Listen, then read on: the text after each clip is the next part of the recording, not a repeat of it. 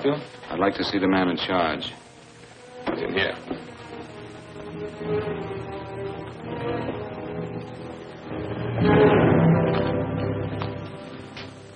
I want to report a murder. Sit down.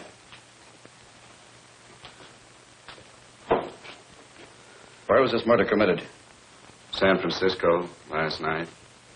Who was murdered? I was.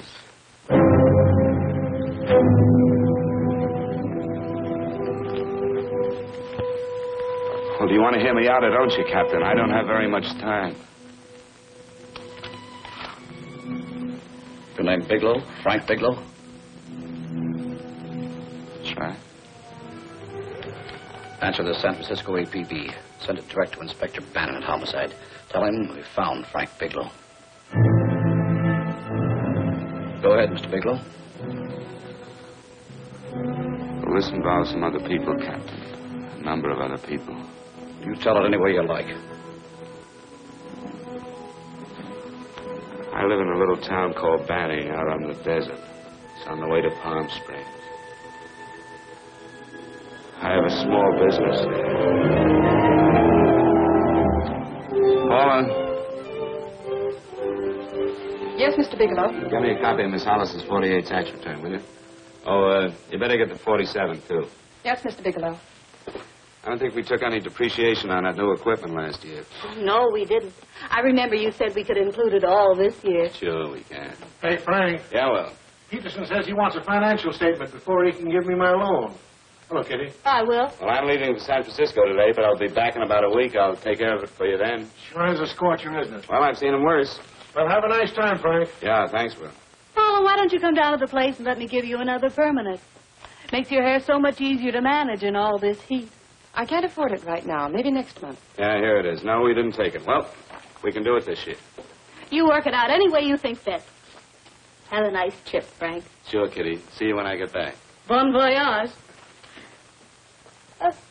Why don't you come down anyway, Paula? We'll work out a deal on that permanent. Thanks. Maybe I will.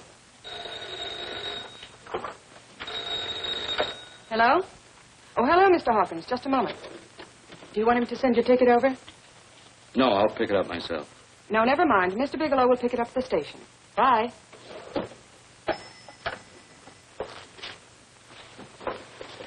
I want to go with you, Frank. Now, Paul, I'm just going on a little vacation. You know that? You want to go without me, don't you? Be gone just a week. And I suppose you've just made up your mind to take this little vacation at 9 o'clock this morning? No, Paul. I meant to tell you about it a few days ago. I guess I forgot. Oh, you forgot. Paula, don't be like that. Don't be like what? You just drop a little announcement that you're going away. Not tomorrow or next week or next month, but today. No explanations, nothing. And I'm supposed to swallow the excuse that you need a little vacation. I just want to get away from town for a few days, that's all. Get away from this town or get away from me. Oh, Paula, please try to understand. How can you ask me to understand anything like this? No, I'm sorry, but I don't understand. Go to San Francisco, but don't expect me to be waiting for you when you get back.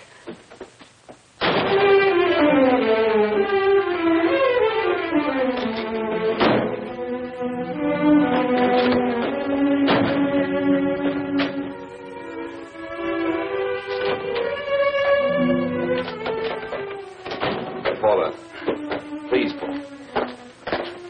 Come on, turn around. Look.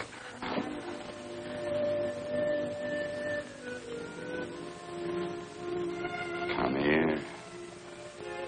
Why do you do this to me, Frank? Why can't you be honest with me? As honest as I am with you? Do you have to go? I have to go, Paula. I know what I'm doing. All right, go. Go anywhere you like. You can go to blazes for all I care. Paula. Paula. Yes, I know. I'm being foolish. Come here.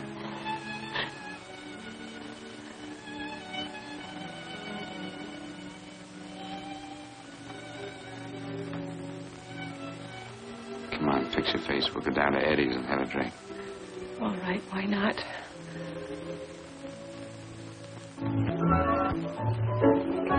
Hi, Paula. Hi, Eddie. Give us a couple of cold beers, will you? Coming up. Hi. Come on. Oh, what a relief. This air conditioning feels good. I sure wish we had it in the office. It'd make working a pleasure. Well, if it stays this hot, don't bother going in the rest of the week. I win 2 races today.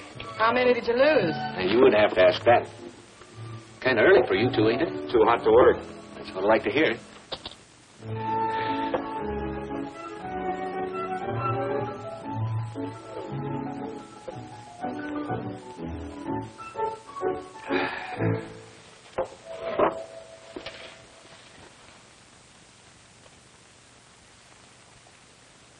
Frank, you'll take me with you, won't you?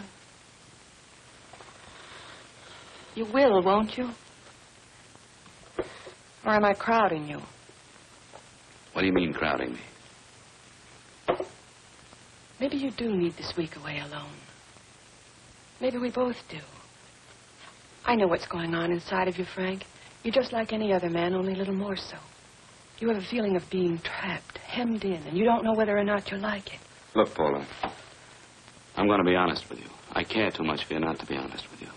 I'm as much concerned for your happiness as I am for my own. I know you've had one bad experience, Frank. I know all about it. But you don't know what it can do to two people, Paula. And the woman always gets hurt more than the man. I don't want you to get hurt, darling. More than anything in the world, I don't want you to get hurt.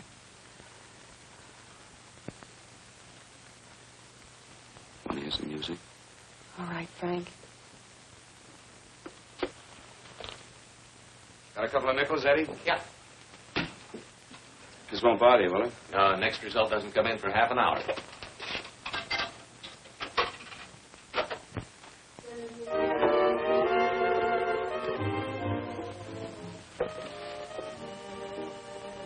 I thought that by now we'd be married.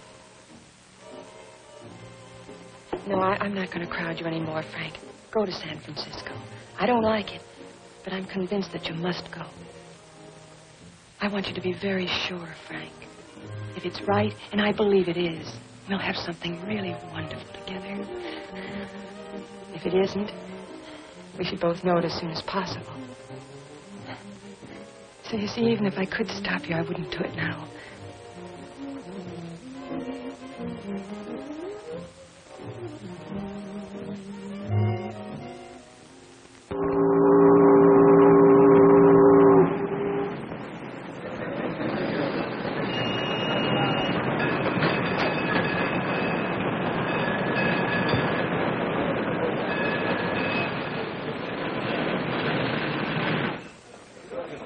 Yes, sir. My name is Bigelow. I have a reservation. Yes, sir.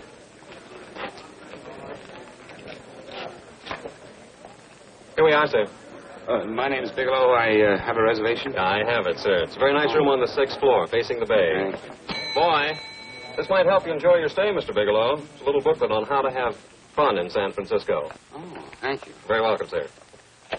Thank you. Say, is it always like this around here? No, this is market week, and it's the last day, too. Boy, always around until you need him.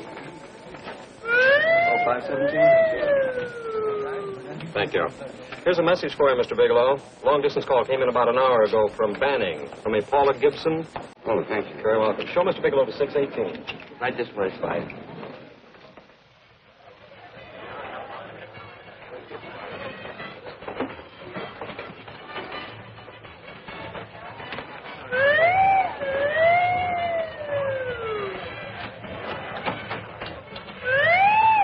Right this way, Mr. Bigelow.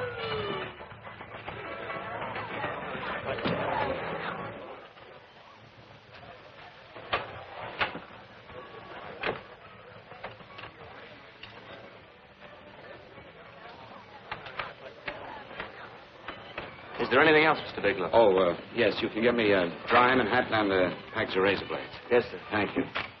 Oh, and you can leave that door open. Hello, operator. I want to speak to Miss Paula Gibson in Banning, California. Yeah, that's right. No, I'll wait. Hello? Hello, Paula. Oh, hello, Frank. How was the trip? Fine, just fine. Having a miserable time, I hope. Well, I don't know. I just got in. Market week. The place is crawling with traveling salesmen. You know, Charlie Anderson found out that you went away and he asked me to go out with him. Oh, really? How did he make out? I'm considering it. Is that what you called to tell me? I'll have you know that this call is strictly business, Mr. Bigelow. Did a Mr. Phillips phone you? Eugene Phillips of Los Angeles. No. He will. He phoned the office 3 times today. Said that he wanted to get in touch with you immediately. He said it's most urgent and imperative that he reach you at once. What did he want? I don't know. But he sounded deep, dark, and mysterious and quite agitated about something. Phillips. Have we ever done any business with him? Not unless you've been keeping it a secret from me. I looked through all the accounts. Why did you tell him you could reach me here? You know I'm supposed to be on vacation. So you told me. And so I told him, dear heart. But the gentleman didn't seem to respect your temperamental moods the way I do. He was very insistent that he speak to you before it's too late, as he put it. Well, tell him you tried to get in touch with me and I've changed my plans and you can't reach me. He won't talk to me. I told him that I was your confidential secretary, but I guess I didn't sound confidential enough. So I told him that he could reach you there this evening.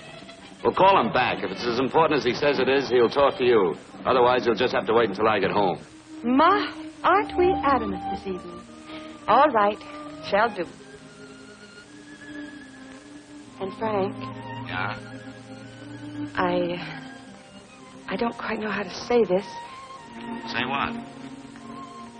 But what I want to say is that there's nothing you can do that you ever have to feel guilty about.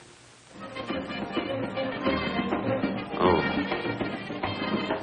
Sure. Thanks, Paula. I'll call you tomorrow. Right?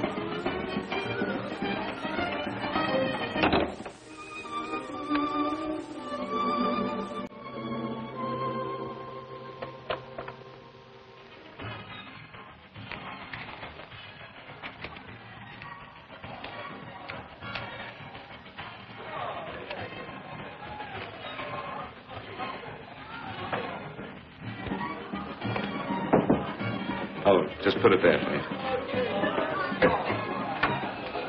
You can keep the change. Thanks very much.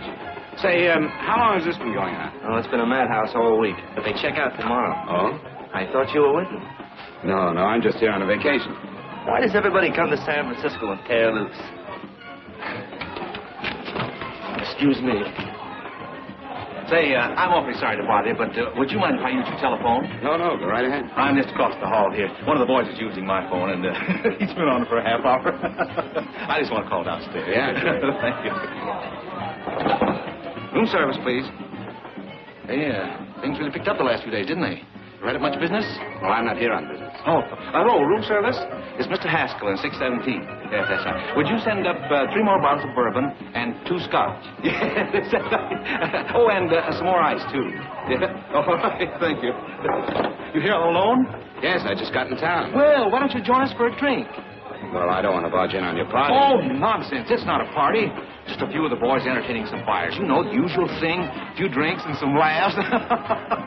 It's no party. Come on. Well, Come on. Right. I know what it's like to be all alone in a strange city. I'm Sam Haskell. I'm Frank Bigelow. You think some of these guys never been away from home before? Yeah. Hey, quiet down a minute. Hey, will you quiet down a second? I want you to meet Frank Bigelow. Hello.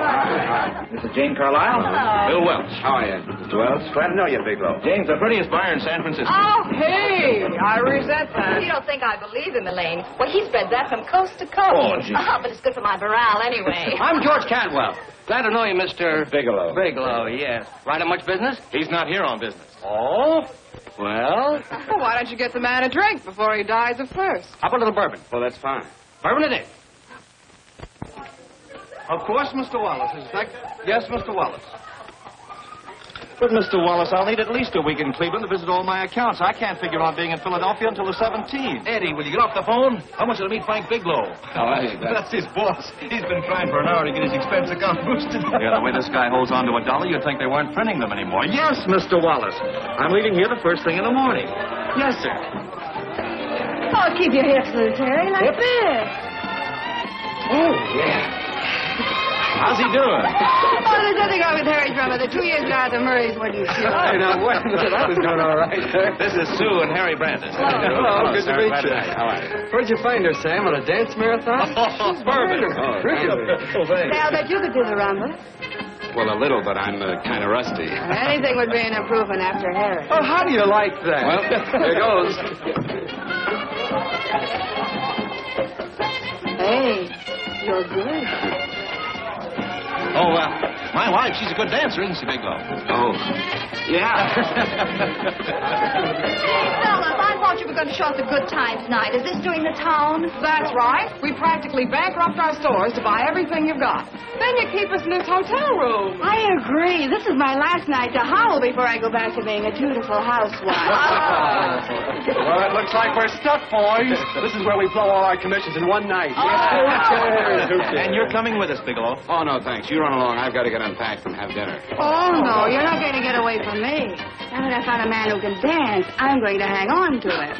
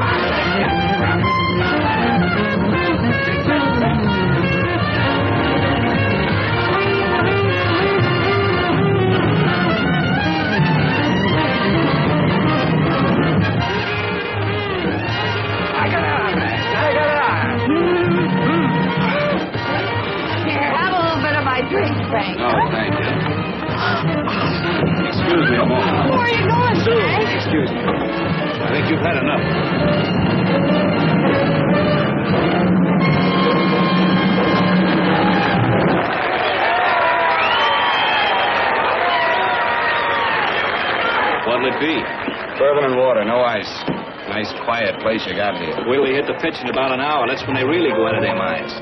Who's the blonde? Oh, she's one of the chicks that hangs around here. She's jive crazy. Come again? Oh, you ain't hip, pal. Jive crazy means that she goes for this stuff. Just between you and me, I don't get it either, but I gotta listen to it. They're all connoisseurs, music lovers. Me, I like Guy Lombardo. What's the matter with him? Oh, he's flipped. The music's driving him crazy. Come down, Jack. Oh, don't buy me, man. I'm being enlightened. Is the blonde alone? Oh, sure. Society. She always comes in alone. Drives a big convertible, wears a mink coat, but knows everybody. But she always comes in alone. Thank you. I wanted to kiss you. I tried to. Give me another blast, Leo. What's your story, Jeannie? Easy.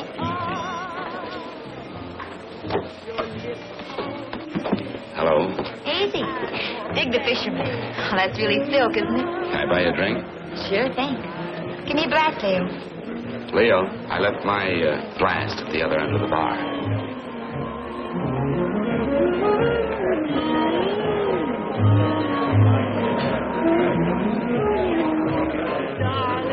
My name is Jeannie. What's yours? Frank? I've never seen you here before, Frank. Well, I've never been here before.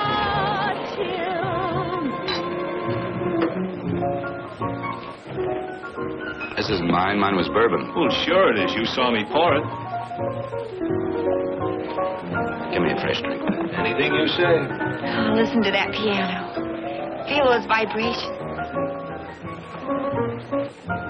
You don't get your kicks out of this, do you? I can live without it. Why do you stay here? I don't know. I bet I know. You're lonely in a big city. Why, you don't have to go into a routine with me. I like good company, too.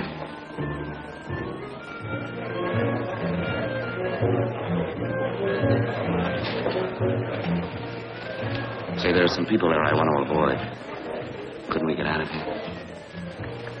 Let me think about it. Oh, come on. How about going somewhere else, huh? Why don't you meet me later? Okay. Where? I tried to forget you, but you whispered, darling, I love. Call me at that number later. It's my next stop. They've got a band there that'll really send you. See you, Jeannie. Easy.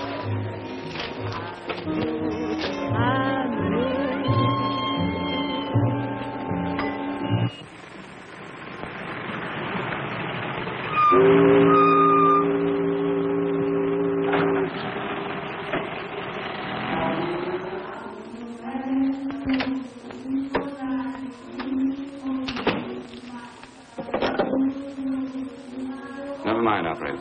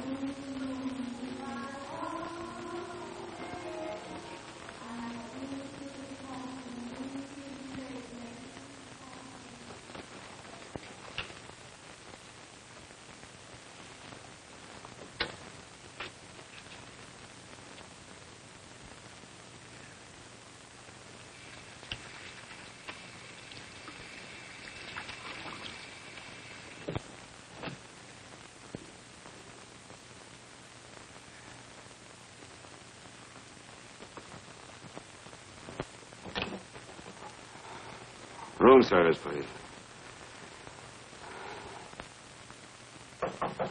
Come in.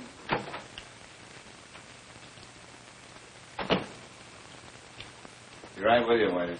Yes, sir. Rest well, sir? Yeah, sure. May I? Go ahead. It's on there for you. Thank you, sir. Would you like anything else? Oh, thank you, that's all. Waiter. Yes, sir. Take this away. Is there anything wrong, sir? No, just take it away. I don't even want to look at it. Are you all right, sir? Yeah, sure. All right, I just had too big a night, I guess, that's all. I need some fresh air. Of course. Thank you, sir.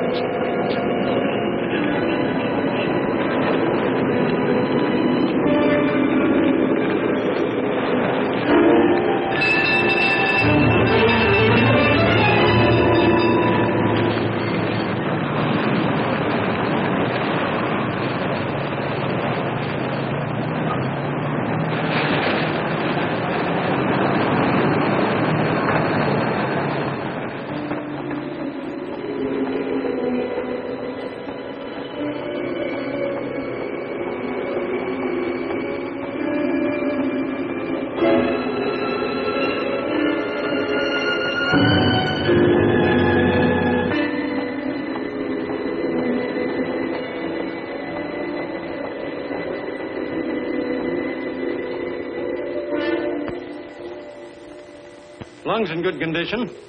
Blood pressure normal. Heart fine. Well, it's a good thing everybody isn't like you, Mr. Bigelow. Put us doctors out of business. I'm glad to hear it, Doctor. I was a little worried. Don't let a little bellyache worry you. Could be just the change of climate. Well, it isn't exactly an ache, Doctor. It's kind of hard to describe the feeling. Maybe it was the drinks I had last night. I might have mixed them too much, huh? Let's have another look at that throat.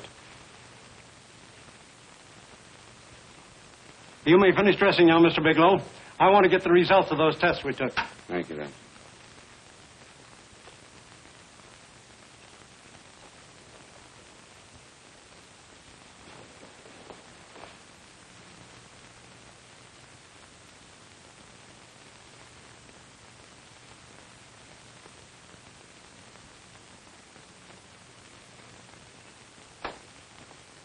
Mr. Bigelow, this is Dr. Schaefer. Hello, Doctor. How are you? Sit down, Mr. Bigelow. According to the information you gave Miss Wilson, you're not married, Mr. Bigelow. That's right.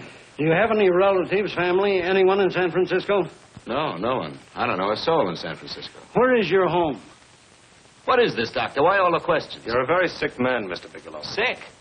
But you told me I was in good shape. Yes, I know. But my preliminary examination didn't reveal your true condition. You sound as if it's pretty serious, Doctor. It's extremely serious. I want you to understand that we wouldn't tell you something like this unless we were absolutely certain. Well, of course, of course. You must steel yourself for a shock, Mr. Bigelow. Well, go on, Doctor. What is it you're trying to tell me? Our tests reveal the presence in your body of a luminous toxic matter. What is that exactly? A poison that attacks the vital organs. Poison? We have no alternative but to tell you this. Your system has already absorbed sufficient toxin to prove fatal. I wish there was something that we could do. What do you mean, wish? You mean there's nothing? There is nothing anyone can do. This is one of the few poisons of its type for which there is no antidote. This is fantastic. This is the most ridiculous thing. You don't have very long. What do you mean? A day, possibly a week, 2 weeks at the outside. It's hard to say exactly. Oh, this is impossible. I don't believe it. You've made a mistake. That's it. It could be a mistake, couldn't it? You have made a mistake, haven't you? Answer me. Dr. Schaefer is an authority on toxicology. Been no mistake, Mr. Bigelow. Do you realize what you're saying? Well, you're telling me that I'm dead. Do you think you can explain my life away in just a few words? Why, I don't even know who you are. Why should I believe you? You must calm yourself, Mr. Bigelow. We want to offer you every assistance that we... Assistance? Who wants your assistance? Who wants anything from you? You're nothing but a couple of phonies. Why, I think you're crazy. That's it. You're crazy. The both of you. You're crazy.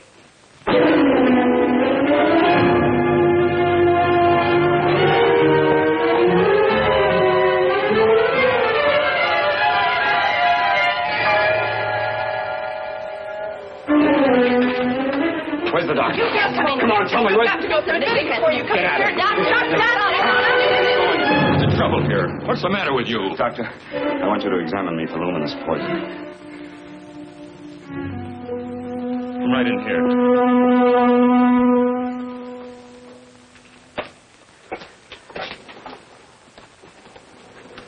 Yeah, you've got it all right. Your system has already absorbed it. Are you sure, Doctor? Are you absolutely certain? Couldn't there be some mistake?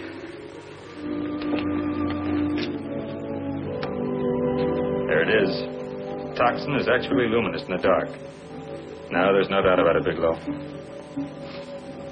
I don't feel sick. My stomach is just a little bit upset. Maybe it's not as bad as you think, Doctor. That's characteristic. With a heavy jolt, you go suddenly in a matter of hours. But if the stuff is taken in a lesser degree, you last a while, and then...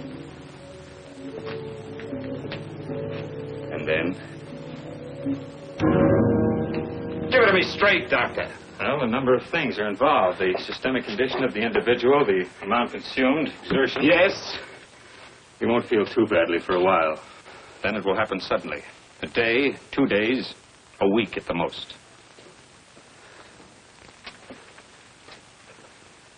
A day. 2 days. There's nothing that can be done now. If it had been caught in time, your stomach could have been washed out. But you've had it in you for some time now. For at least 12 hours, haven't you, Bigelow? I don't know. You don't know? No. Don't you know how you got it? No. This is no accident. Somebody knew how to handle that stuff. That wax is tasteless and odorless. And the amount of alcohol in your body, you must have got it in liquor. I was drinking last night. Arrange for your admission to the hospital immediately. Of course, I'll have to notify the police. This is a case for homicide. Homicide? I don't think you fully understand, Bigelow. You've been murdered.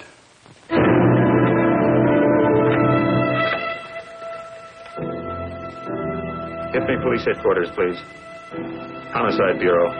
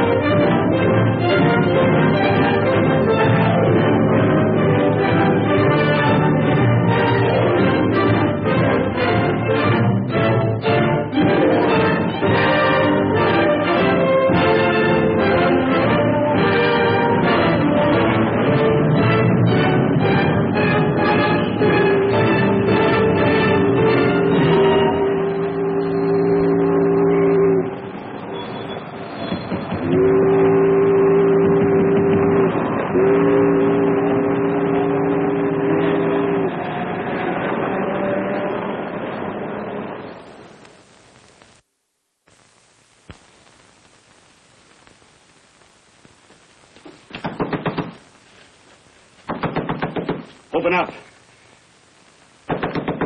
Open this door, I tell you. Open it up or I'll break it down. Where are those men? Where are those men who were here last night? I don't know. There are no men here. Please go away. Don't lie to me. Where are they? Mister, this lady just checked in. Those men aren't here no longer. They checked out the hotel early this morning. Checked out? Please go away. I'm sorry. I'm terribly sorry.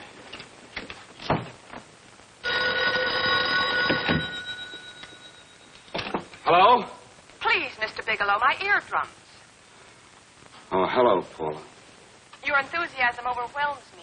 Why haven't you phoned me? Or is there a quota on telephone calls up there? I'm sorry. I've been busy. I'll bet you have. Visiting the museums, no doubt. What's happening up there that's exciting or different? Nothing, not a thing. I'll bet you miss me, but you're too stubborn to admit it. Sure. You know, if you'd like me to come up, I could pack a toothbrush and leave right away. No. Well, you don't have to snap my head off. You could at least make pretense of missing me. I'm sorry, Paula. Of course I miss you. Listen, Paula, Paula, it's just that I don't feel like talking now. I'll call you later. Don't strain yourself. You phone me sometime when you feel more like talking. Oh, by the way, I called that Mr. Phillips back. Phillips? Yes, you know, the man that tried to reach you. Well, I'm afraid you'll never know why it was so important that he speak to you. His office said he died yesterday. Frank, are you there? Did you hear me? Died? When? Yesterday. So you won't have to bother your little head about him anymore. You can just go ahead and have fun. Paula, what did he die from? Do you know? I suppose he died from whatever people usually die from. Well, didn't they tell you? Don't you know? What are you getting so excited about? You said you didn't even know the man. Listen, where's his office located? What difference does it make? You can't talk to him now. I told you the man's dead.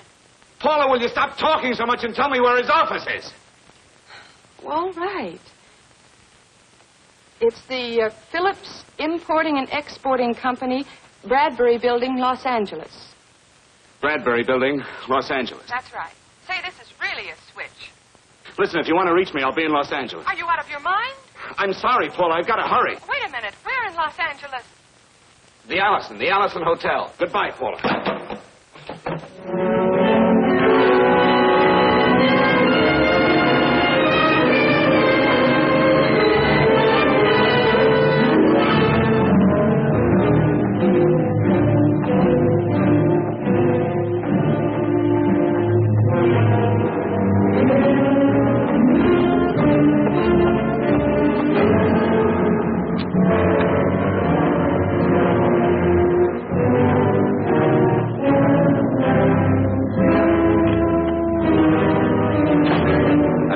Someone in charge here. What is it regarding? Well, it's a personal matter. It's quite urgent. Perhaps Mr. Halliday can help you. Who's he? He's our controller. Your name, please? Bigelow. Mr. Bigelow to see you. Send him in. Go right in, please. That door.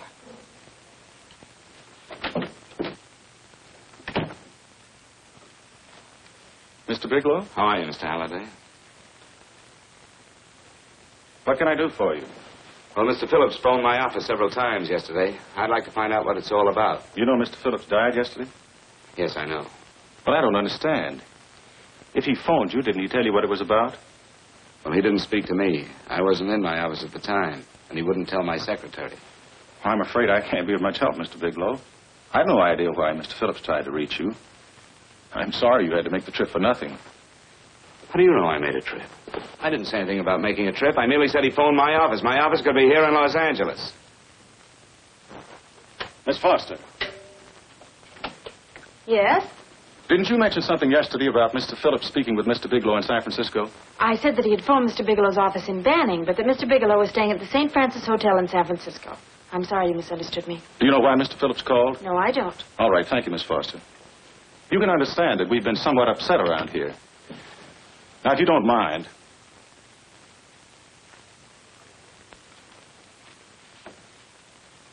Did Mr. Phillips have a wife, family, anyone that could help me? You can't intrude on people at a time like this just to satisfy some curiosity. It isn't just curiosity. Then I suggest you wait a week or so. I can't wait. Well, I'm sorry you'll have to. Well, there's always a phone book. You're a pretty aggressive fellow, Bigelow. Are you quite sure that this is as important as you make it appear to be? It's important. Mrs. Phillips lives at the Sunset Arms Apartments. Thank you. I needn't tell you she's under a strain. I suppose you're capable of using a little more tact with her than you demonstrated with me. I think I can handle it. By the way, what was the cause of Mr. Phillips' death? Suicide. He leaped from the balcony of his apartment.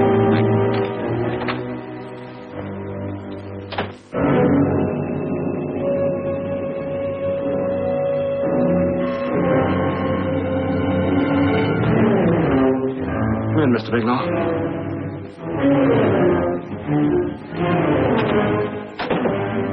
I'm Stanley Phillips, Eugene's brother. Halliday phoned that you were coming.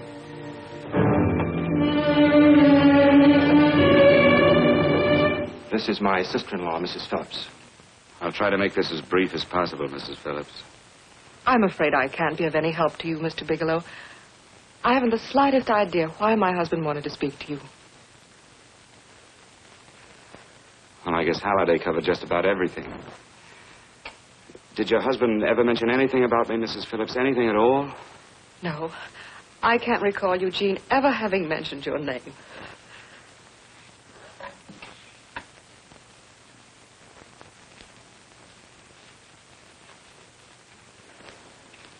I hate to ask you this, Mrs. Phillips, but it's of vital importance to me.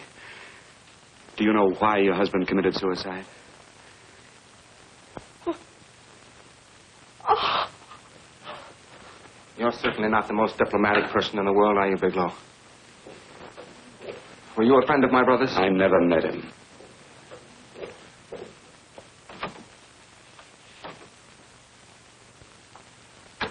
My brother was in a jam, a pretty bad jam. He was arrested 2 days ago. He sold some iridium to a dealer by the name of Majak. It's a very rare metal, very costly.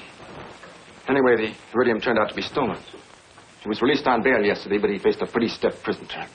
And have committed suicide for less. Yes, I know. That's how the police feel about it. What puzzles me, though, is this crooked deal. Knowing Eugene, you wouldn't say he's the type of man to be mixed up in anything like that, now would you? I told you I never met him. That's right, so you did. Now, what's this all got to do with you, Bigelow? I don't know. Let's come clean with each other, Bigelow. Surely you must have some idea why my brother was so desperate to contact you. I have no idea. That's odd. Then how could it be of such vital importance to you? Well, you seem to know the answer to everything else. Maybe you know the answer to that one, too.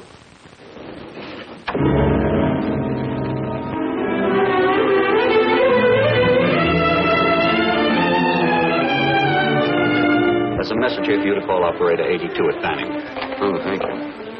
Show Mr. Bigelow to room 821. Say, would you have the operator put this call through to my room right away? I'll take it up there. Thank you. Hello, operator.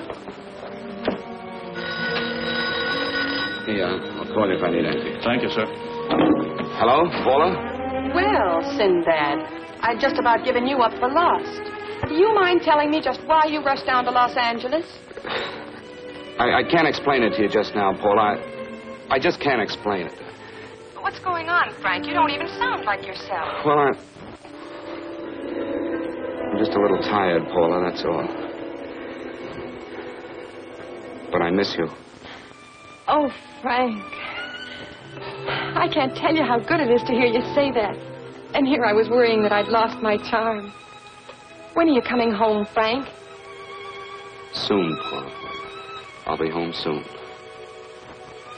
I'll go right out and get myself a permanent so I'll be pretty when you see me. Hey, guess what? I found that Phillips name in your notarial ledger. Notarial ledger? Yes, of all places. I remember now I made the entry myself.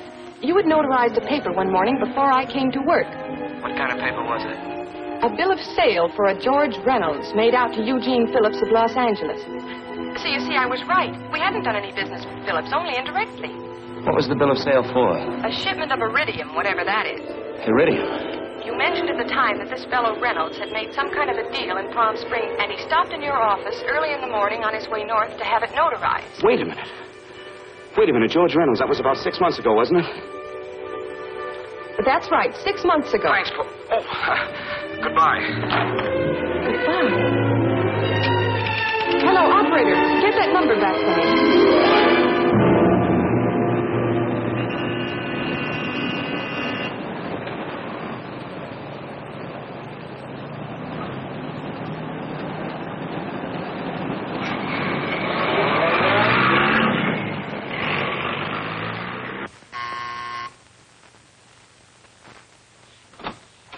I've got to talk to you, Mrs. Phillips. Please, go away. I want to be left alone. But I found out why your husband wanted to see me. It was in connection with a bill of sale. Come in. Thank you. What do you know about a man named George Reynolds? George Reynolds? Yes. Why, that's the man my husband claimed sold him the iridium. And what did Reynolds claim? Reynolds disappeared. Yes? About 2 months ago, my husband grew suspicious that something was wrong.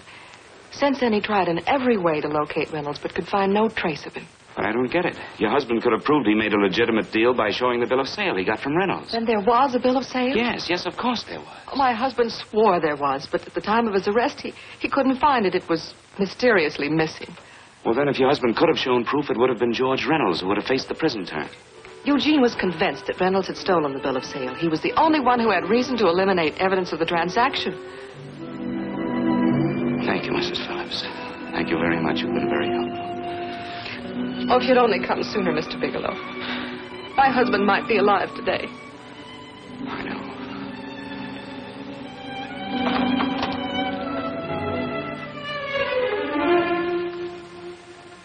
The only thing that puzzles me, Miss Phillips, is that you haven't asked how I knew there was a bill of sale.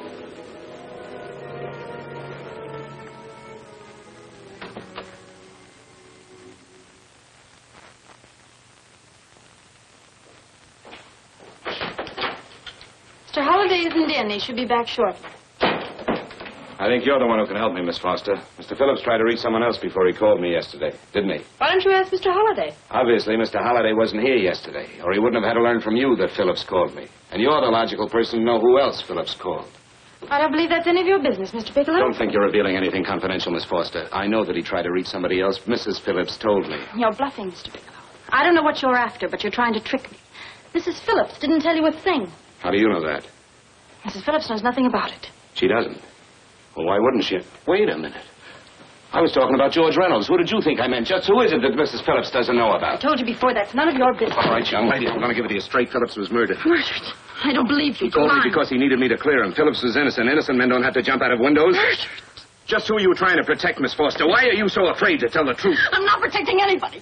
I haven't any more to say. All right, young lady, listen to me. This thing is going to explode wide open. If you've got nothing to hide, you better start talking. Or maybe you are mixed up. No! Well, then, come on. Mr. Phillips called Marla Rakubian. He went to see her yesterday morning. Who's Marla Rakubian? She's a model. She and Mr. Phillips used to be quite friendly, but he hadn't been seeing her for quite some time. Come on. The last couple of months he'd been trying to locate her and finally learned where she lived yesterday morning. When he returned from seeing her, he was terribly upset and excited. That's when he had me put in the calls for you. When he couldn't reach you, he went home. The last time I saw him alive. Give me Marla Rakubian's address. I don't think Mr. Phillips realized I was aware of his friendship with Marla Rakubian, and out of respect for him, I never intended to tell anybody. I had no idea that she had anything to do with the trouble he was in. I admire your discretion, Miss Foster. You know, you must be pretty friendly with Stanley, Miss Foster. He knew how desperately his brother tried to reach me yesterday, and he wasn't even here at the time. And now you seem to know all about what happened in Mrs. Phillips' apartment.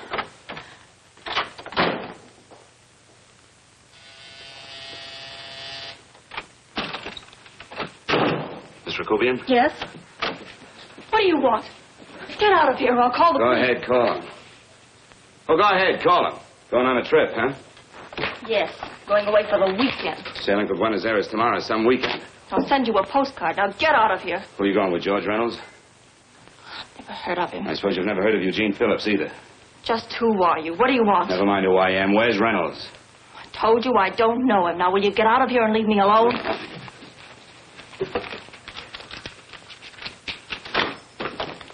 So you never heard of George Reynolds, huh? And don't try to tell me that this isn't him because I've seen him. If you think you can scare me, you're crazy. Look, I know that Phillips came here yesterday. And right after he left, he was pushed out of a 6-story window. Pushed? Phillips committed suicide. Your playmate Reynolds murdered Phillips. Then he went up to San Francisco to get me. Because I knew about a certain bill of sale. I don't know what you're talking about. You're in this right up to your pretty little neck. I'm not mixed up in anything. Get your hands up. Drop that picture on the couch. Turn around. Don't get any ideas because I'm not afraid to use this. Give me your wallet.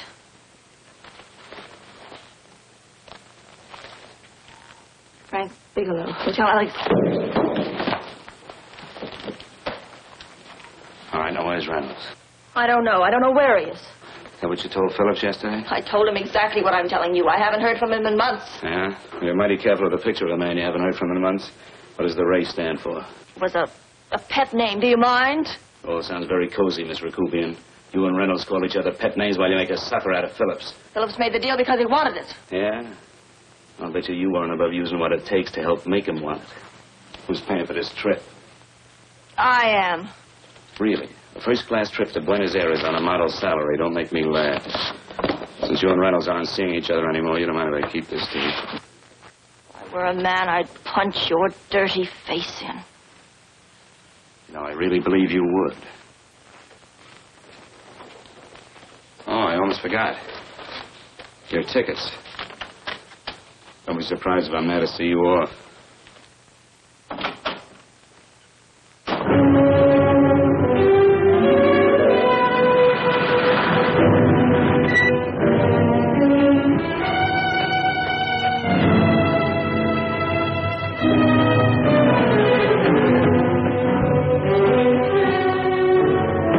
Angelo. Angelo! Oh, Angelo. Do you remember taking this picture with George Reynolds? I take so many pictures, I can't remember them all. This gentleman is a friend of his and would like his address. We have no card on him. I don't think we ought to do that. He's willing to pay $20 for it. That's the paper we used last year.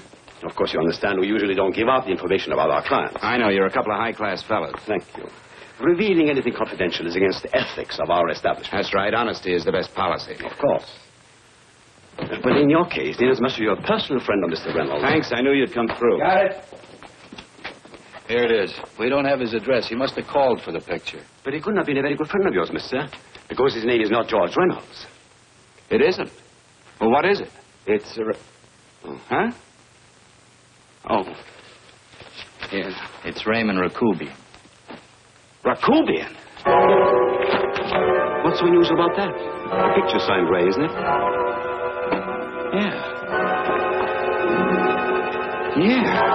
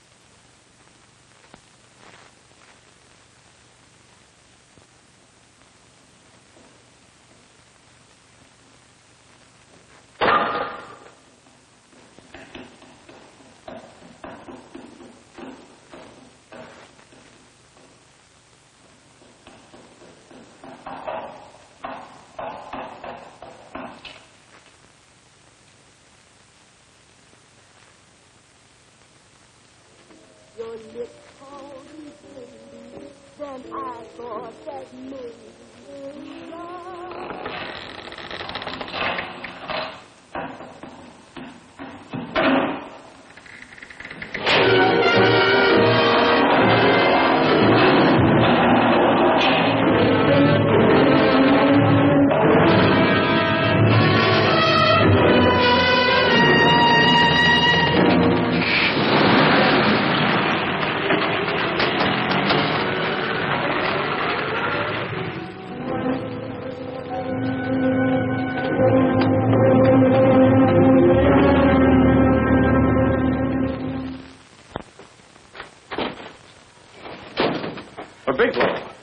Are you all right?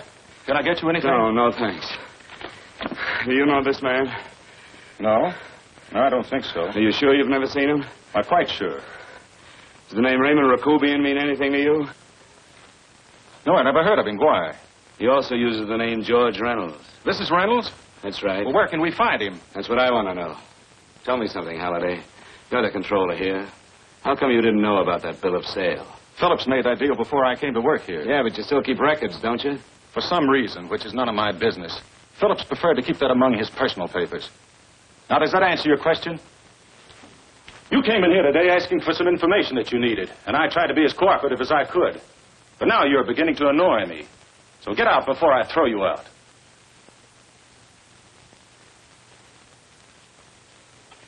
You know, you really frighten me.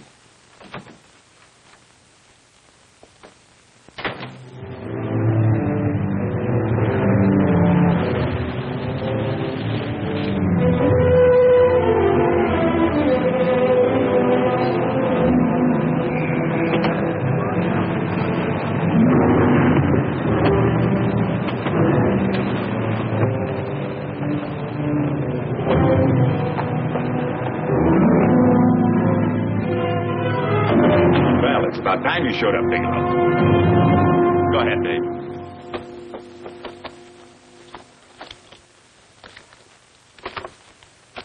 Real cute, ain't you, Bigelow? Just real cute. Paula didn't lose much time getting a hold of you guys, did she? Shut up. Let's go, Bigelow. Look at him. He can't take it. Soft in the belly. You do that again and I'll kick your face. Lay off, Chester. Cut it out. Shut up! Who asked you? Better let him answer. The clerk might know he's in. Go ahead, Bigelow.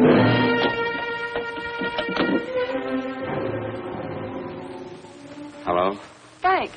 Frank, why did you hang up on me? I've been trying to get you for hours. I'm sorry, Paula. I was in a hurry. Well, don't be in such a hurry this time. You didn't give me a chance to finish what I had to say. I wanted to tell you that McGowan was in hollering his head off because you didn't go over the books. Tell McGowan to get another auditor. Sure. Sure, I'll just do that little thing and lose the best paying account we've got. Do as I tell you, Paula. Frank, are you drunk? Paula, how much we got in the bank? About $2,200. Draw it out tomorrow. Sure. Then what do? Skip town without paying our bills? Forget the bills. You know that coat you always wanted? Buy it. You are drunk. You know, if I didn't have such a good character, I'd be tempted to take advantage of your intoxicated state, Mr. Bigelow. I'm not drunk, Paula. Well, then don't tell me that one day away from me can affect you this way. Cut it short. Paula, Yes? I'm sorry I left you. I never realized how much I love you. But I know it now. Oh, Frank, darling, I love you too so very much. Please come home. I miss you terribly. I said cut it short. I'd just love to let you have it, Bigelow. Let's go, Chester. This guy's kept us waiting long enough now. Walk in front of me, Bigelow. And keep your mouth shut. If you so much as look cross-eyed at anybody, I'll blow the back of your skull out.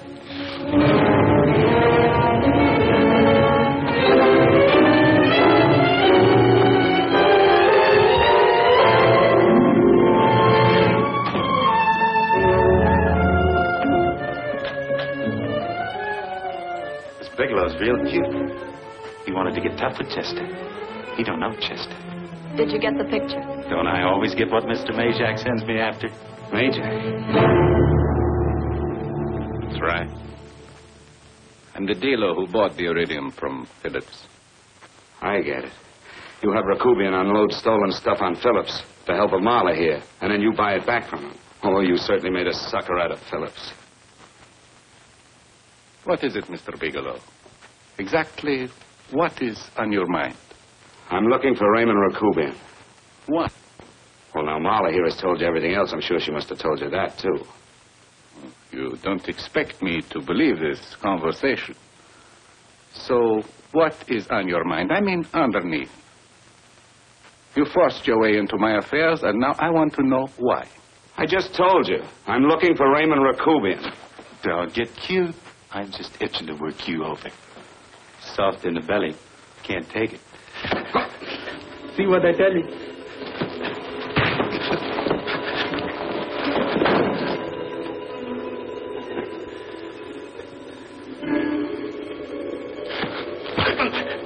Can't do that to Chester. I'm going to blow your guts out. Easy. Lay off, Chester. Not now. Look at him. He's so scared of Chester, he'd talk now. He's not afraid, Chester. You can tell from a man's eyes when he is afraid. Look at his eyes.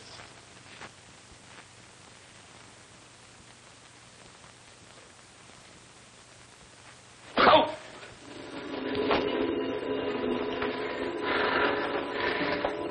I'm telling you, Majak. You better keep him away from me or he's really going to have to use that gun. Go away, Chester, please. Do what I tell you, my boy. Please. And help Dave. Sure. You're in pain. He's an unfortunate boy. He's psychopathic. He's unhappy unless he gives pain. He likes to see blood. Come with me, Mr. Bigelow.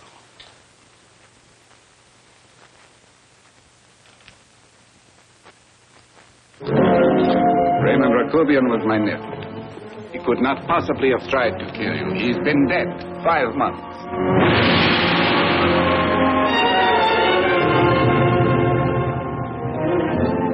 I'm afraid you have been sidetracked. Provided it is true that somebody made an attempt on your life. Somebody made an attempt again today. I had no reason to kill you, believe me. What do you mean you had no reason? I notarized a certain bill of sale. You notarized the bill of sale for Reynolds, not Rakubian. What I told you was true. I had no reason to kill you. That's a closet, Mr. Bigelow. And under other circumstances, you could go home now. But now you present a problem. You know too much, and I am in danger. Chester! Suppose I were able to prove to you that I only want to find the person who tried to kill me, and I won't cause you any trouble. You know I can go to jail for 10 years for this little business. 10 years. At my age, that's my life. That means my entire life. With my life, I do not take chances. I am sorry, believe me. You want Joe to go with you? No. Just Bigelow and me. And baby Meg's three. Good, Major. Goodbye, Mr. Bigelow, and forgive me. Let's go, Bigelow. I guess you won't be there to see me off.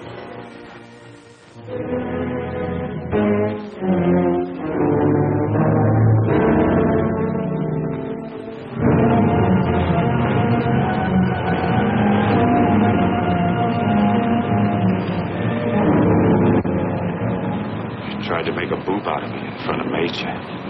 You shouldn't have done that, Bigelow. I don't like that. I'm going to enjoy this, Bigelow. I've done jobs like this before. I knocked off guys I could like. But I don't like you, Bigelow. I never liked that puss of yours from the minute I seen it. Yeah. I'm going to enjoy this.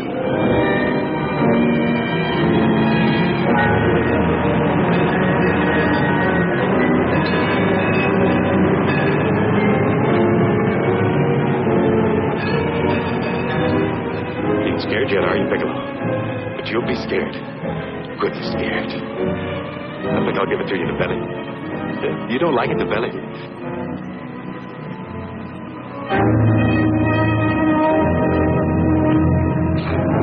Good. Try. I'd just love you to try it, Bigelow. Why don't you try it? Go ahead.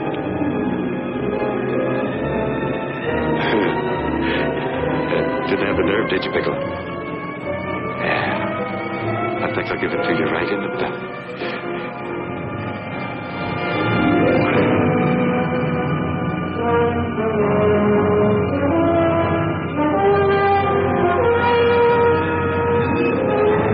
It takes longer when you get it in the belly. It's nice and slow. That's the way I want to see you go, Bigelow. Nice and slow.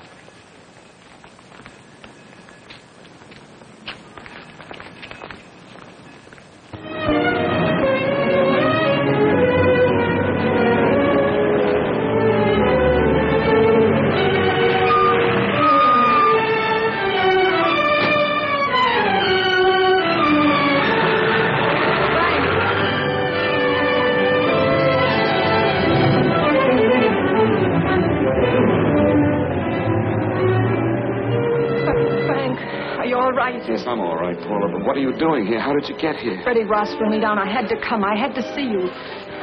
You shouldn't have come, Paula. You shouldn't have. What is it, Frank? You're in some kind of trouble. I know it. Look at you. You're a sight. Your clothes look as if you've slept in them. Are you ill? You are. You're feverish. I'm all right, Paula, and I'm not in any trouble, believe me. You're lying, Frank. Right after I spoke to you, I got a phone call from the San Francisco police. They asked if I knew where you were. You didn't tell them anything, did you? Of course not. It was the homicide detective that called. What is it, Frank? If you're in any kind of trouble, you certainly can trust me. Look, I'm not in any trouble with the police, Paula, believe me. But you can't stay here. You've got to go back to Banning right away. No, I won't go, Frank. I won't. I'm staying here with you. Paula, it's better that you go back, believe me. Why? What's this all about? What have you got to do with this Phillips and Reynolds? Phillips was murdered. What could that possibly have to do with you? All you did was notarize a paper. You've notarized hundreds of papers. I know. All I did was notarize one little paper out of hundreds. Frank, you frighten me. You don't even act like yourself. I know that you're in trouble, that something is wrong, that you're in serious trouble. You frighten me, Frank. Oh, don't be frightened, Paula. Don't ever be frightened of anything again. Will you promise me that?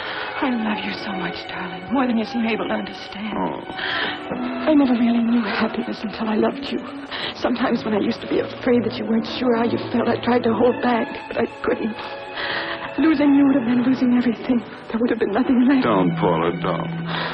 Now I'm afraid again. Somehow I feel that I'm going to lose you, but there's nothing I can do about it. I feel so helpless. You're leaving me out of something. Tell me, Frank, what is it? Give me a chance to fight back. Just give me a chance, please. You do love me, don't you? Oh, yes, Paula, I love you. I never was more certain of anything in my life. I wasn't sure before. I was a little blind, I guess, but believe me, I'm sure now. Can you understand that, Paula? I understand. A man can be like that, Paula. Something has to happen. It can be a big thing or a little thing, but it can make him realize how much someone means to him, how much he really loves him. Oh, and I love you, Paula.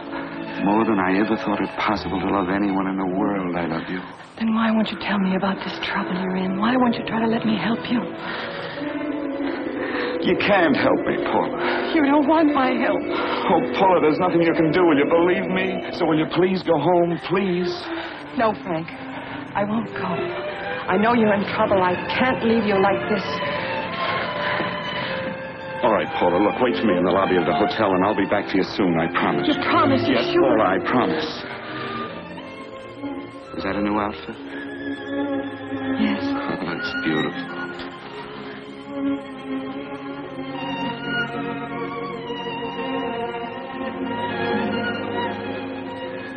You'll come back to me, won't you, Frank? Yes, Paula, I'll come back, I promise. Please hurry, darling. Oh, I love you. I love you, Paula.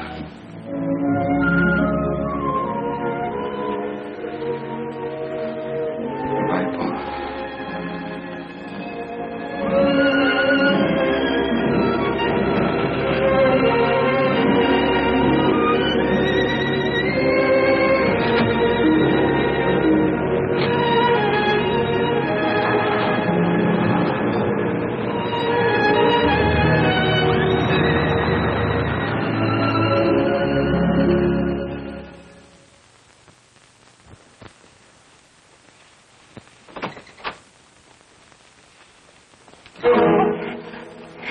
Stanley here? You sure? All right, get in there. Now get Stanley on the phone. Tell him to come over here right away. Use any excuse you want. What are you going to do? What was Stanley going to do when he used me for a clay pigeon today? I don't know what you're talking about. Don't act innocent with me. I felt it at once. I don't know what you mean. I told you everything you wanted to know this morning. Yeah, you told me just enough so I'd get sidetracked and wouldn't know that Stanley was the one I was after. Stanley? Oh, no. You and Stanley have been together on this from the start. Now, come on, get on that phone and call him. Don't let him know I'm here. Bigelow.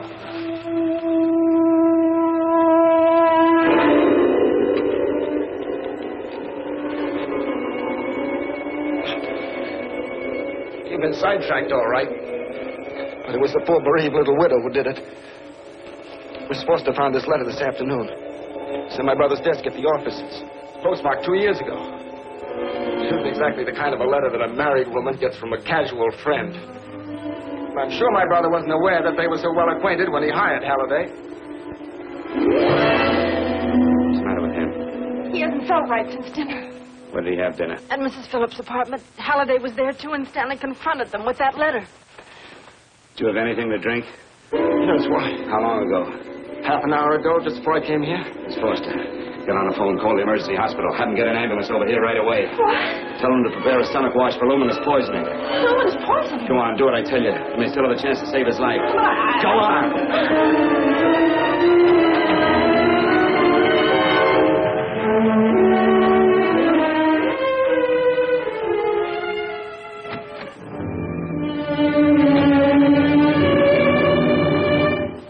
I found George Reynolds, Mrs. Phillips. He's been dead for 5 months.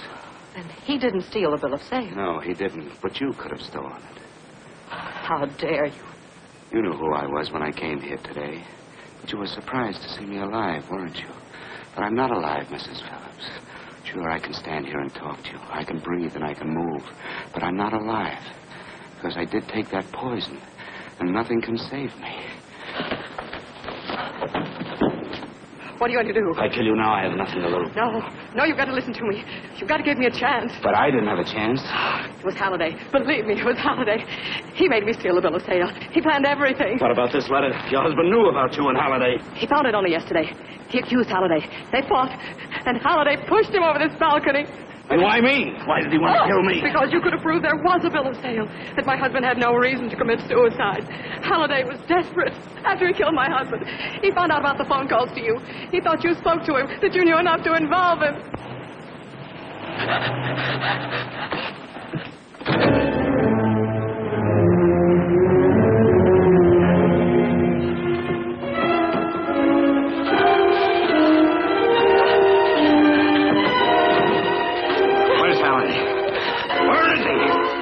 He's in the office.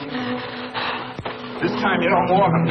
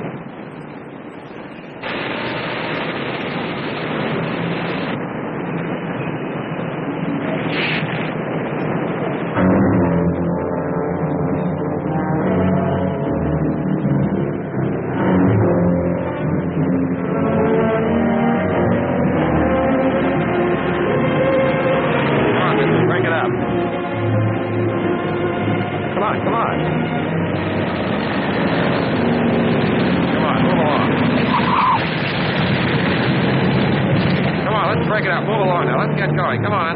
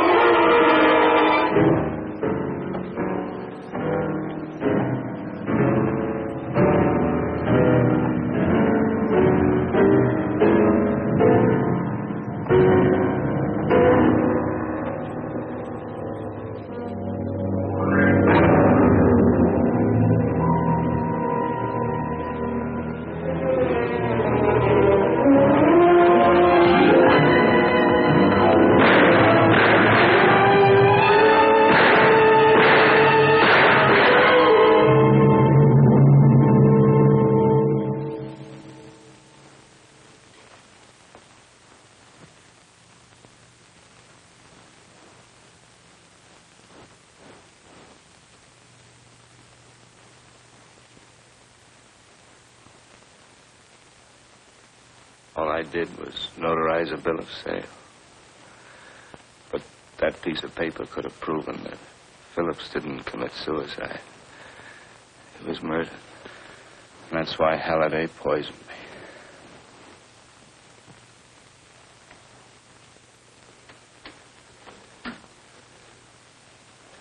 Would you?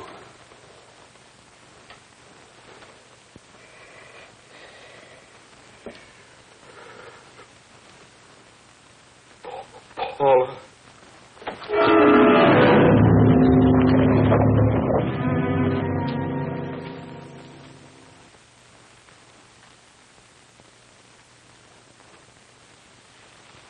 Call the morgue.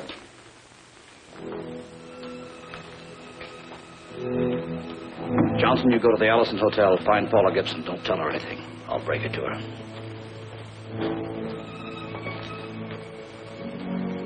How shall I make out the report on him, Captain? Better make it dead on arrival.